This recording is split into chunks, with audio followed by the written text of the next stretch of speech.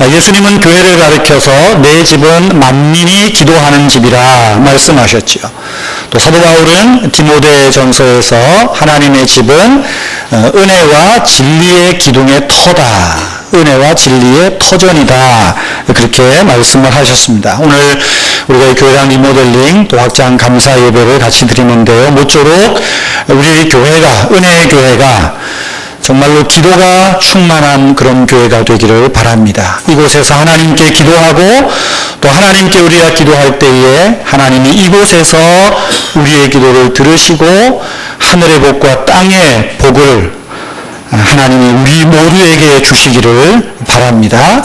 이제까지도 많이 헌신하고 또 수고하셨고 하나님이 은혜로 내리셨는데 앞으로도 기도와 말씀이 충만한 교회, 감사와 사랑이 넘치고 또 매 주일마다 새로운 얼굴들이 보여지는, 그래서 하나님께로 한 영혼이 주께로 돌아오는 살아있는 교회가 되기를 주의 이름으로 축복합니다. 여러분, 신앙생활에서 우리가 말씀을 흔히들 영혼의 양식이라고 비유합니다. 기도는 어떻게 비유하죠? 영혼의 호흡이라고 말합니다. 아무리 영혼의 양식을 잘 먹어도 영혼의 호흡인 기도가 없으면 그 양식은 우리의 영적 건강에는 별 도움을 주지 못합니다. 오히려 교만하게 만들고 또 무미건조한 신앙생활을 하기가 쉽습니다.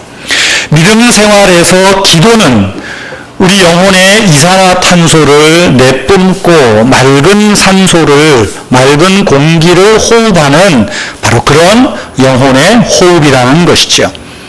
하지만 우리가 기도라는 영혼의 호흡을 통해서 좋은 공기, 맑은 공기만 마시고 있는가 한번 생각해 볼 필요가 있습니다. 호흡한다고, 공기를 마신다고 다 건강한 것만은 아닙니다. 우리 교회에 은퇴하신 목사님 한 분이 계신데요. 이분이 이제 한 20여 년 탄광에서, 태백에 있는 탄광에서 일을 하다가 어쩌다가 한 번씩 탄광으로 들어가고 좀 사물을 보셨지만, 이제 그리고 이분이 50대 돼서 신학을 공부하고 늦게 목사가 되어서 목회를 하다 은퇴하신 분이 있습니다. 이분이 지금 70이 넘었지만 71세 되신 것 같은데요. 이분이 지금 병을 앓고 있어요. 이른바 진폐증입니다. 20년 탄광 생활하면서 얻은 것, 젊은 시절에 무엇을 마셨느냐? 무엇을 마셨느냐? 호흡했지요. 호흡 안 하고 살 수 있겠어요? 근데 결국은 나쁜 공기는 진폐증. 그래서 지금도 계속 그 진폐증 치료를 받고 있는 그런 분이 있습니다. 호흡한다고 해서 이 좋은 공기가 중요한 거지 이 나쁜 공기는 별 의미가 없다는 거예요. 기도가 무엇입니까? 국어사전을 보면 이렇게 정의를 했습니다. 신이나 절대적 존재에게 바라는 바가 이루어지기를 내가 비는 것, 기도를 말했어요. 다시 말하면 내가 바라는 것을 이루기 위한 종교적 수단이 기도라는 것입니다. 이런 기도의 행위는 기독교만이 아니라 모든 일반 종교에 다 있다는 것입니다. 그들도 영혼의 호흡을 하고 있어요. 절에서 부처님들에게 사람들이 그렇게 기도하고 있습니다. 명절이 되면 조상님들께 제사를 지내면서 우리 자녀들이 또 이제까지 조상님의 은덕으로 살았는데 해서 조상의 혼령에게 그렇게 기도합니다. 이슬람교인들도 무당들도 밤을 새워가며 내가 바라는 것을 이루기 위해서 그렇게 열심으로 기도하고 있습니다. 우리 역시 마찬가지입니다. 여러분, 내가 무엇을 위해서 기도합니까? 내가 바라는 것을 좀 하나님이 이루어 주십사 기도합니다. 그래서 새벽에도 기도하고 철야 기도도 하고 밥 먹을 때도 기도하고 금식 기도도 합니다. 많은 사람들이 기도 응답에 대한 간증을 합니다. 그 간증을 보면 내가 그렇게 열정적으로 기도했더니 응답받았다는 내용이 거의 다입니다. 기도했더니 병이 나았습니다. 기도했더니 혼란과 근심과 시험이 사라졌습니다. 기도했더니 속썩이던 남편이, 기도했더니 성질 더러운 못된 마누라가 결국은 하나님께 항복했습니다. 이렇게 간증합니다. 이처럼 우리가 생각하는 기도는 내가 바라는 것의 성취입니다. 그리고 그것을 간증하는 거예요. 우리는 그렇게 성취되고 응답받은 기도를 능력 있는 기도라고 알고 있습니다. 그래서 우리는 이런 기도를 들으면 이런 기도 응답받은 사람들의 이야기를 익숙하게 듣다가 보니까 내가 열심으로 기도했는데 응답되지 않으면 내 스스로 시험 들 때가 많습니다. 열심히 기도하며 했는데 나한테는 하나님이 내 기도를 듣지 않으신다. 왜 그럴까? 내 정성이 부족한가? 내 열심이 부족한가? 그래, 그러면 내가 한번 시험삼아 일주일 철야기도 한번 해보자. 100일 기도해보자. 40일 작정기도 해보자. 작정기도도 하고 아마 우리나라 외에는 없는 것 같아요. 열심으로 다해서 기도를 합니다. 그래도 안 돼. 내가 헌금을 안 하고 기도해서 그런가? 마치 복채 내듯이 헌금하고 또 기도를 드리기도 합니다. 이 모든 태도가 뭡니까? 기도에 대한 전형적인 태도입니다. 내가 바라는 것을 얻어내는 종교적 수단입니다. 기도라는 호흡을 열심히 하기는 하는데 정작 하나님이 보시기에는 나쁜 공기인지 좋은 공기인지 못 모르고 마구마구 들이마시는 거예요. 여러분, 우리의 기도가 맑고 신선한 공기를 마시는 호흡이 되기 위해서는 기도의 정의를 국어사전적 정의가 아니라 성경적 기도의 정의를 새롭게 할 필요가 있습니다. 저는 이렇게 정의해봤어요. 기도는 내가 원하는 것을 얻어내는 수단이 아니라 하나님께서 원하는 것을 주시는 수단이다라는 거예요. 내가 원하는 것을 얻어내는 것이 아니라 하나님이 원하시는 것을 내가 얻어내는 거예요. 그래서 아까 우리 찬양에도 그런 찬양이 있잖아요. 내 어리석음을 멸시치 않고 하나님이 지혜를 주신다. 하나님이 주시고자 하는 그것을 얻어내는 것, 이것이 기도라고 하는 거예요. 돌아가신 옥하는 목사님 한 10여 년 전에 15년 전 어쨌든 오전에 아주 들었던 설교 내용이 제가 설교를 준비하면서 기억이 났어요.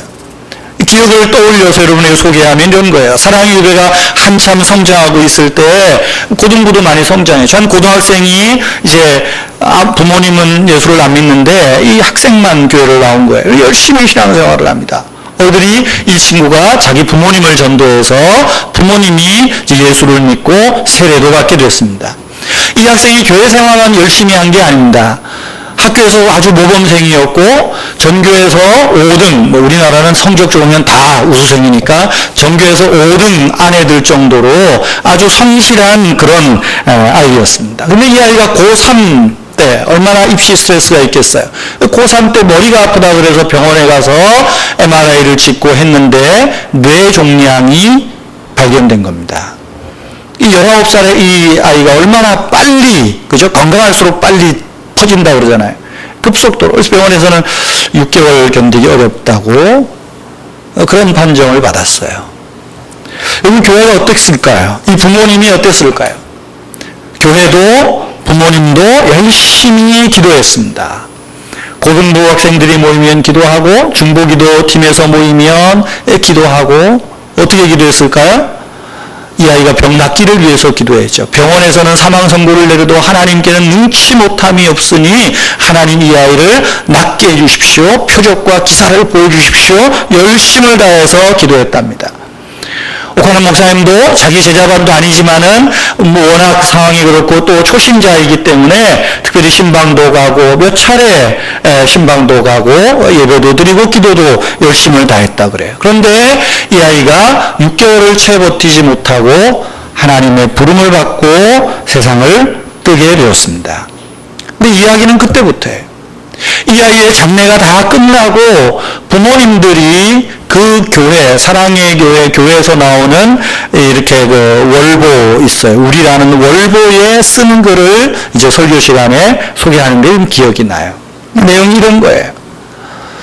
하나님은 떡을 달라고 할 때 돌을 줄 자가 없고 생선을 달라고 하는데 뱀과 전갈을 줄 자가 없다고 그랬는데 하나님은 좋은 것 주시는 하나님이라고. 그래서 우리는 하나님께 좋은 것을 구했습니다. 그 부모들이 좋은 것 구한 건 뭡니까? 아이가 병에서 낫고 학교로 돌아가는 거겠죠. 그런데 하나님께서 우리가 보기에는 떡이 아니라 돌을 주셨고, 우리가 보기에는 생선이 아니라 뱀과 전갈을 주셨다고. 그런데 내가 보기에는 그렇지만 하나님이 보시기에는 이것이 돌이 아니라 떡이고 뱀이 아니라 생선을 주신 것으로 내가 믿겠습니다. 그런 글을 쓴 거예요. 이유는 이 아이 때문에 우리 부모들이 하나님을 알게 됐고, 이 아이 때문에 기도를 하게 되었고, 이 아이가 비록 죽었지만 천국에서 만날 소망을, 천국의 소망을 갖게 되었고, 이 아이가 아빠 병원에 입원해 있으면서도 하나님을 찬양하고 간증하고 하나님 이야기하는 걸 통해서 믿지 않던 자기의 부모님들, 그 아이의 할아버지겠죠? 친할아버지, 친할머니, 외할아버지, 외할머니 모든 친지들이 다 예수님을 알고 믿게 되었기 때문입니다. 그렇지만 분명한 현실은, 지금 내가 당한 이 현실은 떡이 아니라 돌이고 생선이 아니라 뱀입니다. 그런데 내 현실은 그렇지만 하나님은 나에게 돌이 아니라 떡을 주셨고 뱀이 아니라 생선을 주신 줄 내가 믿겠습니다. 우리 가정이 믿겠습니다. 이 간증을 장례 끝난 다음에 한 거예요. 바라는 걸 얻어내지 않았어요. 그런데 4, 5개월 투병기간 속에서 그들이 얻어낸 것은 하나님이 원하시는 것을 얻었다는 그 감사가, 하나님이 원하시는 떡, 비록 내 현실은 돌이고 뱀이지만 하나님은 나에게 떡과 생선을 주신 줄 내가 알고 믿겠다고. 지금 이것이 능력 있는 기도죠. 이것이 의미 있는, 참 하나님 기뻐하시는 기도입니다. 얼마나 가슴 찡한 일입니까? 여러분, 지금 여러분이 기도하는 그 제목대로 응답되지 않아서 낙심하고 계십니까? 몇 년을, 아니 몇 달을 기도하고 있는데도 여전히 돈 문제도, 가정 문제도, 사업 문제도 그대로입니까? 아니 더 어렵습니까? 내가 원하는 것, 내가 바라는 것이 이루어지지 않아서 속상해 하십니까? 그렇다면 하나님께서 원하시는 것, 하나님께서 주고자 하시는 것이 무엇인지 한번 곰곰이 생각하고 기도해 보십시오. 지금 여러분이 당하는 돈 문제가 돌덩이가 아니라 그것이 오히려 내 영적 삶의 떡일 수 있고 생선일 수 있다는 내 믿음을 새롭게 할 때 그것이 능력 있는 기도요, 맑고 신선한 공기를 마시는 그런 영혼의 호흡을 하고 있다는 거예요. 사랑하는 성도 여러분, 그러면 우리가 어떻게 하면 맑고 신선한 공기를 호흡하는 그런 능력 있는 기도를 드릴 수 있겠습니까? 어떻게 하면 우리가 정말 제대로 된 기도를 드릴 수 있을까요? 첫 번째는 기도의 대상을 올바로 알고 기도 드려야 됩니다. 본문 22절에서 24절에 보면 베드로와 요한이 하루 동안의 재판을 받고 지칠 대로 지칠 몸이지만 그들은 먼저 기도하는 곳으로 갔고 무리들과 함께 기도하고 있습니다. 누구에게 기도합니까? 24절에 보세요. 그들이 한 마음으로 하나님께 소리 높여 이르되, 누구에게 기도해요? 하나님께 기도하고 있다는 거예요. 여러분, 기도라고 다 같은 기도가 아닙니다. 기도의 대상일 수 없는 대상을 향한 기도. 예컨대 옛날에 성황당의 그 당산나무나 혹은 기이한 돌이나 어떤 바위 앞에서 혹은 돌아가신 조상님들에게 아니면 태양이나 보름달이 뜨는 걸 보면서 비나이다 비나이다 천지신명님께 비나이다, 어찌 보면 우리가 바라는 것을 원하기 위한 소원이기도 하지만 넋두리일 수 있고 그 전에 한풀이일 수 있습니다. 여러분, 기도의 대상에 대한 바른 인식이 결여된 것은 결코 능력 있는 기도가 아닙니다. 여러분, 기도가 능력이 있다는 것은 그 기도가 갖는 힘에 있는 게 아니에요. 기도가 능력이 있다는 것은 기도가 어떤 주술적이고 마술적인 힘이 있어서가 아니라 기도를 들으시는 그분이 하나님이시기 때문에 기도가 능력이 있다는 것을 기억하시기 바랍니다. 기도의 대상이 누구냐는 거예요. 능력 있는 분이 들으시면 그 기도가 있는 기도요.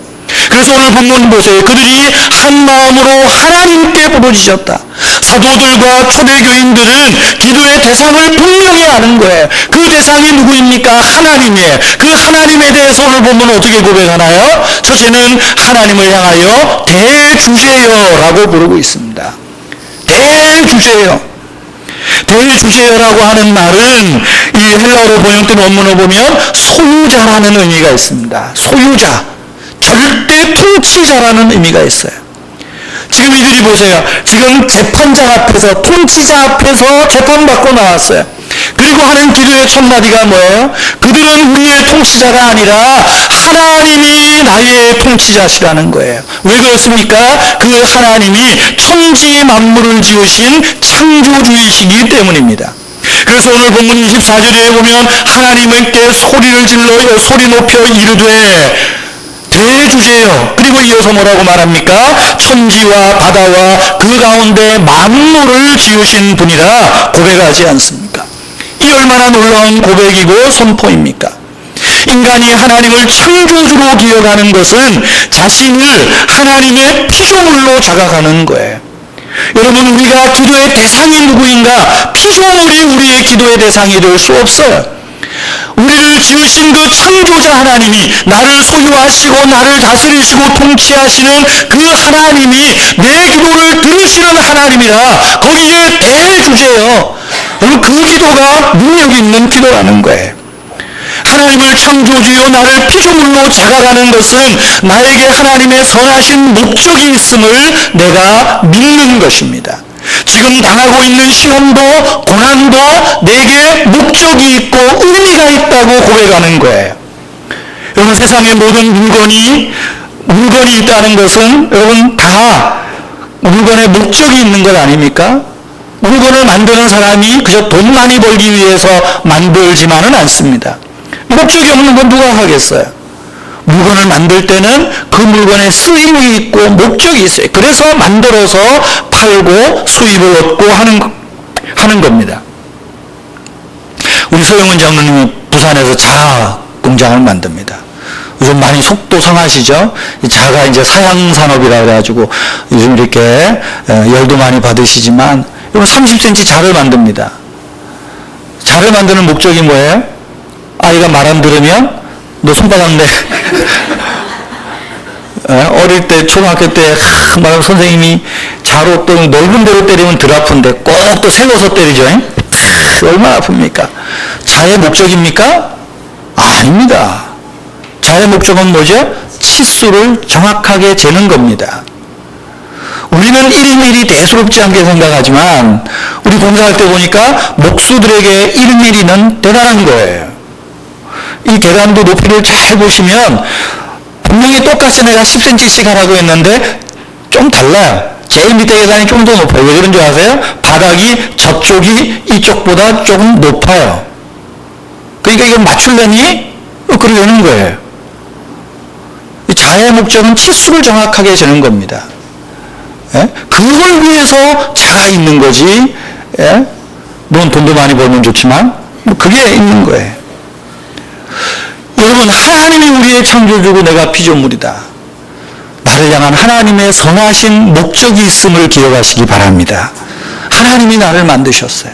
하나님이 나를 이 대한민국에 태어나게 하셨어요. 하나님이 저와 여러분을 은혜의 교회에 속하게 하셨어요. 우리는 모르지만 하나님의 선하신 목적이 있음을 믿으시기 바랍니다. 그러면 어떻게 기도해요? 주여, 우리 교회를 부흥시켜 주십시오. 이게 전부가 아닙니다. 하나님, 내가 이 교회에서 어떻게 하는 것이 하나님의 선하신 목적을 이루는 것입니까? 이것이 바른 기도죠. 하나님, 나를 향한 하나님의 목적을 깨닫게 하시고 알게 하시고 그 목적을 분별할 수 있는 지혜를 더하십시오. 이것이 그 대상을 대주제라고 우리가 부르고 기도하는 그 하나님의 목적을 알아가는 그런 기도라는 거예요. 본문에 보면 두 번째로 대주제이신 하나님이 어떤 분입니까? 계시의 하나님이세요. 25절 26절에 보면 시편 2편 1절에서 2절의 말씀을 베드로가 인용하며 기도하는 건데요. 여기에 보면 주는 하나님을 이야기하는 거예요. 열방은 하나님을 믿지 않는 이방 국가, 또 족속은 하나님의 선민이라고 스스로 굳게 믿는 유대 민족들, 군왕들은 로마 황제를 비롯한 이 지배자들이겠죠. 관리자들은 누구입니까? 유대교 지도자들, 로마와 이 결합해서 자기의 이득을 챙기는 그런 지도자들을 의미합니다. 하나님께서 예수님이 오시기 1000년 전에 다윗의 입을 통하여서 앞으로 이 세상의 모든 인간들이 야합하여 하나님과 하나님이 보내신 자 예수 그리스도를 대적할 것을 1000년 전에 이미 계시하시고 예언하시고 말씀하고 있다는 거예요. 하나님이 우리의 앞날에 하나님의 선하신 목적을 가지고 계시하고 계세요. 그것이 비록 우리는 무엇인지 몰라요. 아마 나중에 다 알게 될 거예요. 그러나 하나님이 계시하고 있다는 거예요. 뿐만 아니죠. 우리가 기도하는 그 하나님은 창조자요 계시자일 뿐 아니라 역사를 섭리하시는 역사의 주인이시라는 거예요. 역사의 섭리자요 주관자라는 것입니다. 27절 28절 말씀 보세요.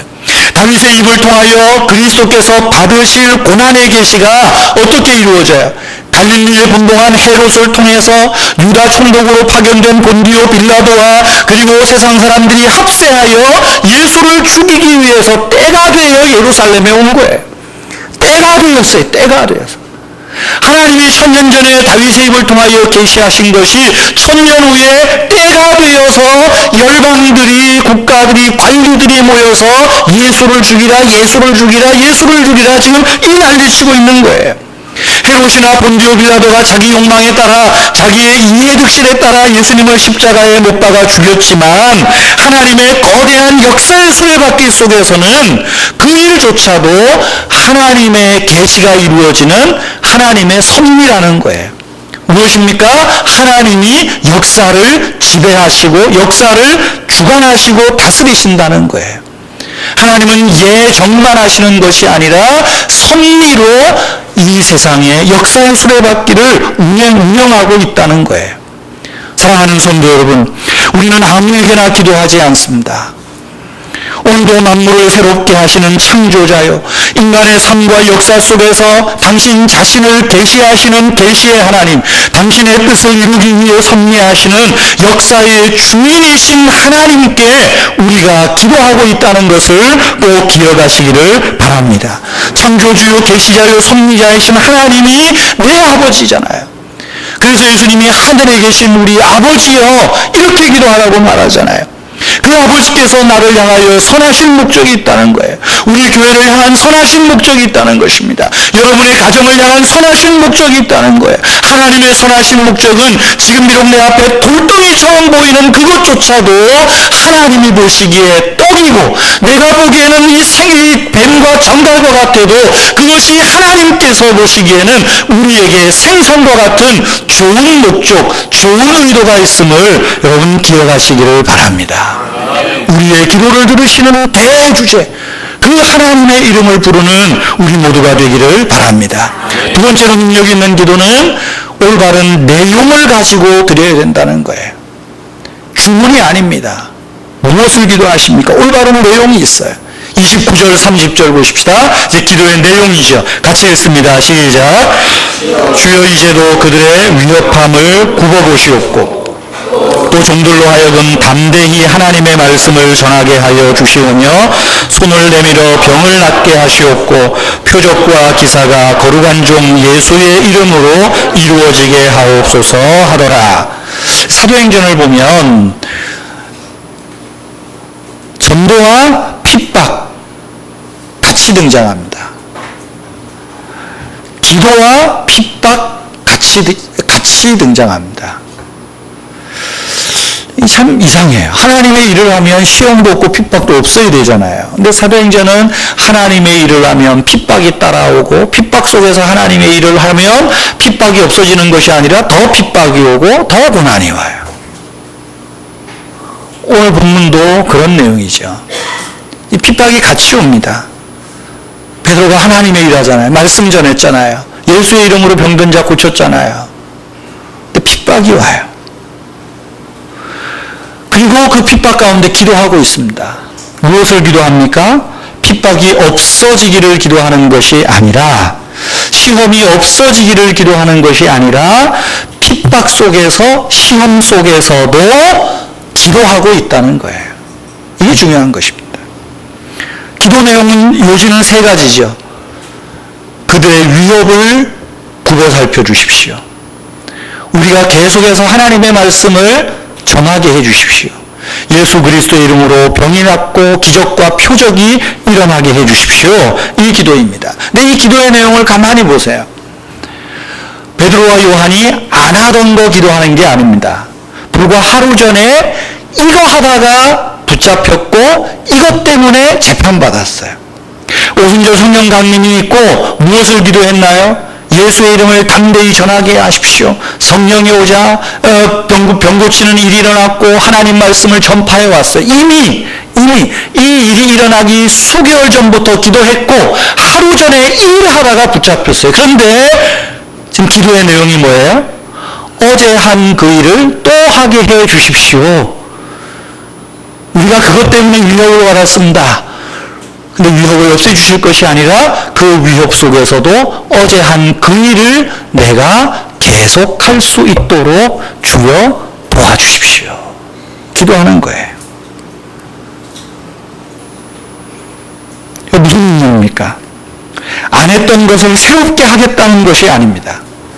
이제까지 해왔던 일이 시험이나 위협이나 핍박 때문에 위축되거나 의욕을 상실하지 않도록 앞으로 그 어느 누구의 위협에도 굴하지 않고 어떤 상황 속에서도 담대하게 하나님의 말씀을 전할 수 있도록 예수 그리스도의 이름으로 능력을 나타내는 그런 사역을 계속할 수 있도록 도와주십시오. 인도해 주십시오.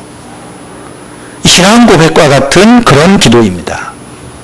위급한 상황 속에서 협박당하고 핍박당하는 상황 속에서 자기의 개인적인 필요나 영혼을 위해서 기도하지 않고 어제까지 해왔던 그 일을 계속할 수 있도록 도와달라고 기도하고 있는 거예요. 주여 시험 가운데 주의 뜻을 깨닫게 하옵소서 기도하는 것입니다. 우리가 시험을 당하거나 내가 누군가에게 어려운 일을 당하고 손해를 보면 어떻게 기도합니까? 그 상황이 빨리 종료되기를 그렇게 기도하지 않습니까? 내가 만약에 베드로 같으면, 우리가 베드로 같으면 이쯤 되면 어떻게 기도하겠어요? 주여 기도하옵나니 하늘에서 벼락을 내리쳐서 저놈의 새끼를 입을 삐뚤어지게 하옵시오. 그러지 않겠어요? 솔직히 우리 그렇게 기도한 적 있잖아요. 누가 속삭이면 아이고 하나님 저런 인간 좀 빨리 데려가 주시옵소서. 저런 인간 망하게 해 주시옵소서. 근데 더 잘 되니까 속상한 거야. 하나님 왜 그러잖아요. 막 속상해가지고 막 죽고 싶잖아요. 베드로와 이 무리들을 보십시오. 그들의 위협함을 없애달라고 기도하지 않습니다. 우리를 위협하는 그들의 귀를 틀어달라고 기도하지 않습니다. 뭐라고 기도해요? 그들의 위협함을 하감하여 주옵소서. 살펴달라는 것입니다. 그들의 위협이 계속돼도 지금 내가 하고 우리가 하는, 교회가 해야 할 말씀을 전파하는 일이나 예수 그리스도의 이름으로 능력 나타내는 일이 방해받지 않도록, 핍박 속에서도 이 일이 계속되도록 하나님 굽어 살펴 주시옵소서. 그렇게 기도하고 있는 거예요. 기도했더니 시험이 없어졌더라. 핍박 중에 기도했더니 핍박이 없어졌더라. 여러분 성경을 보세요. 오늘 이제 4장이죠. 5장, 6장 가보세요. 핍박 중에 기도하고 말씀을 전했더니 웬걸 더 핍박이 옵니다. get세마니 돌에 맞아 죽기까지 하잖아요. 야고보가 헤로데에게 목 베어 죽기까지 하잖아요. 왜 이래 왜? 그러나 핍박 속에서 이들이 어떻게 기도해요? 위협함을 하감하옵시고 우리는 그 위협 속에서도 계속해서 하나님 맡겨주신 이 일을 감당하겠습니다. 기도하는 것 아닙니까? 기도했음에도 불구하고 성령 충만함에도 불구하고 하나님의 사역을 함에도 불구하고 시험은 찾아옵니다. 야고보 사도가 그럴 때 어떻게 하라고 그랬죠? 야고보서 1장 2절에 보면 2절 5절에 보면 너희가 여러 가지 시험을 만나거든 온전히 기쁘게 여기라. 이는 너희를 온전하고 구비하여 조금도 부족함이 없게 하려 함이라. 지혜를 구하라. 후히 주시고 능히 주시는 하나님께서 너희에게 더하여 주시리라. 핍박당할 때 시험당할 때 뭐 하라고요? 기뻐하랍니다. 핍박이 없어져서 기뻐하라는 것이 아니라 내가 예수의 이름으로 핍박당하니 하늘의 상이 클 거를 믿고 기뻐하라는 거예요. 그리고 기도하라는 거예요. 뭘 기도하라고요? 지혜를 기도하라는 겁니다. 하나님의 선하신 목적을 깨달아 알도록 기도하라는 거예요. 아라비아 속담에 보면 늘 맑은 날은 사막을 만들 뿐이다. 그런 말이 있어요. 하나님이 그것을 아십니다.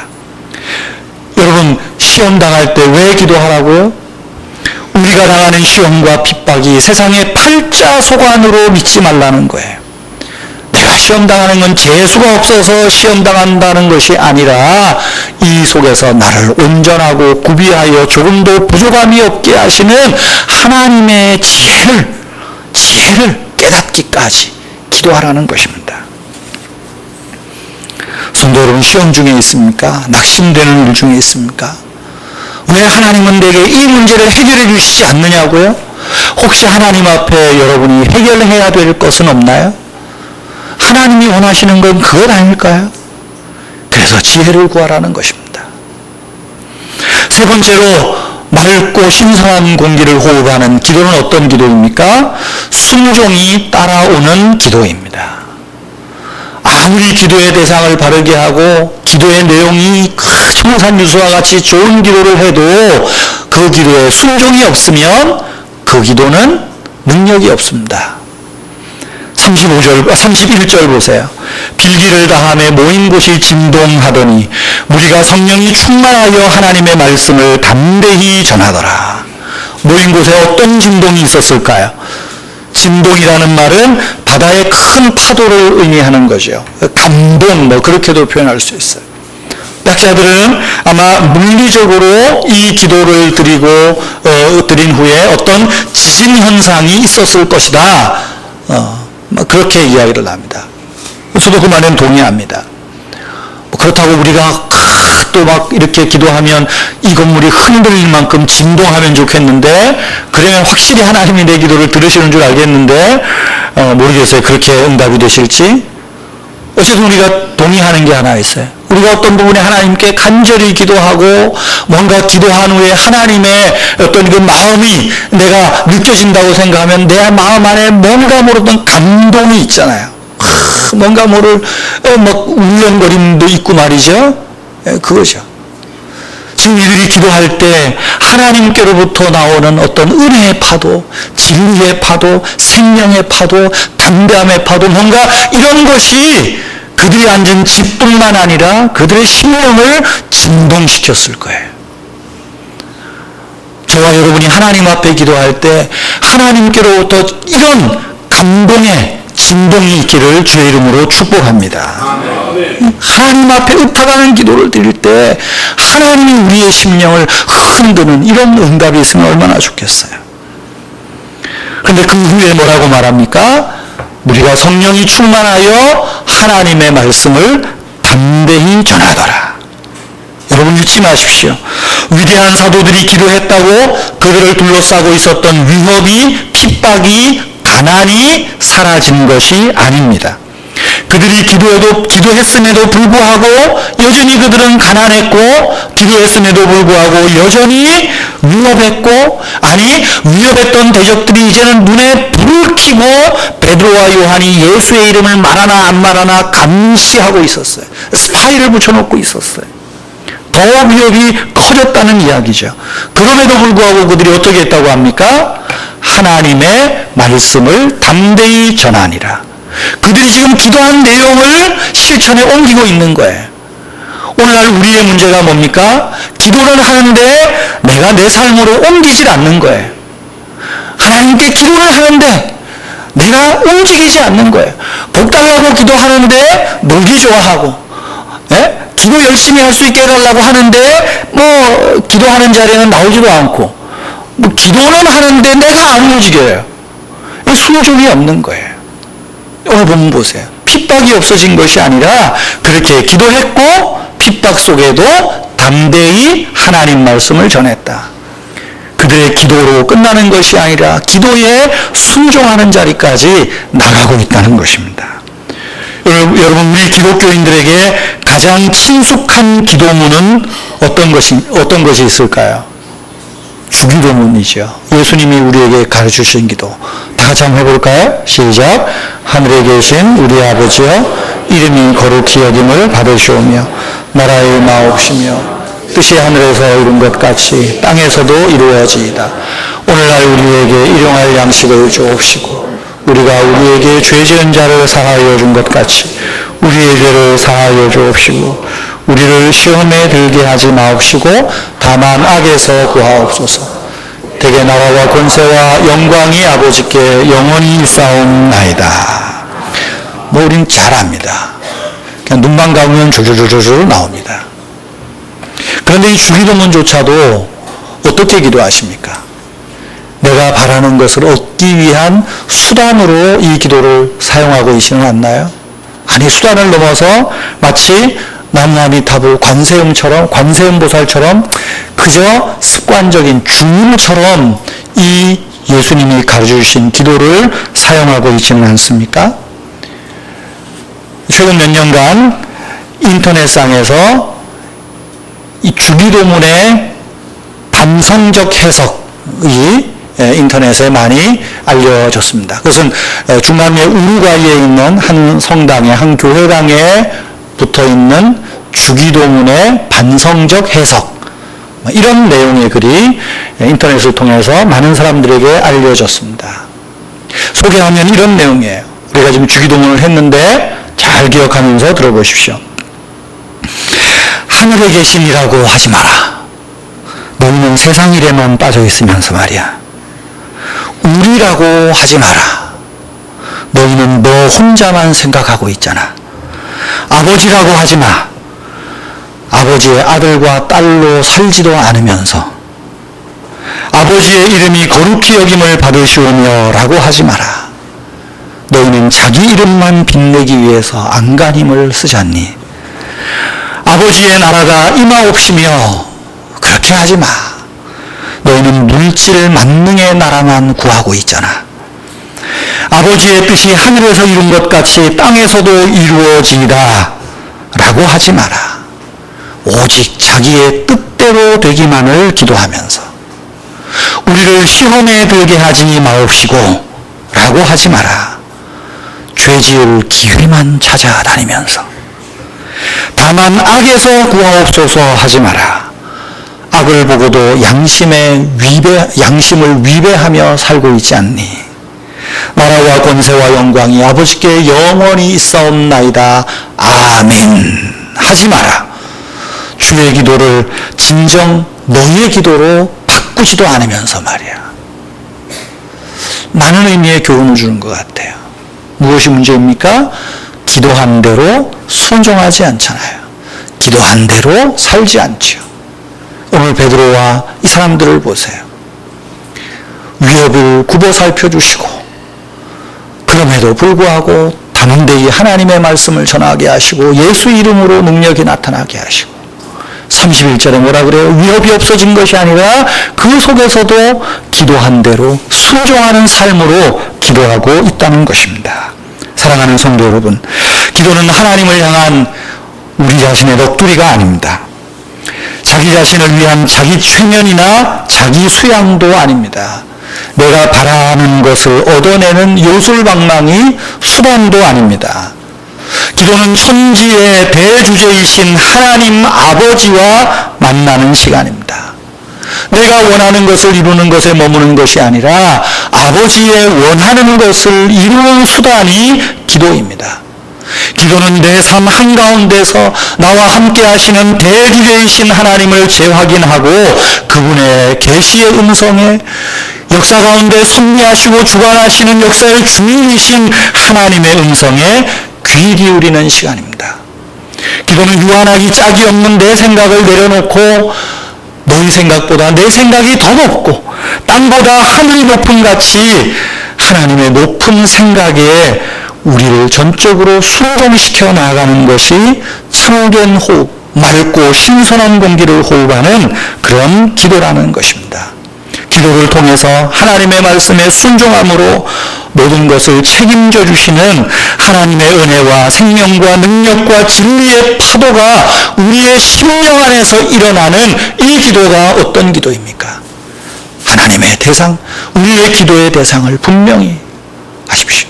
그리고 대주제이신 그 하나님의 이름을 부르며 그 하나님을 내 삶 중심에 모시기를 바랍니다.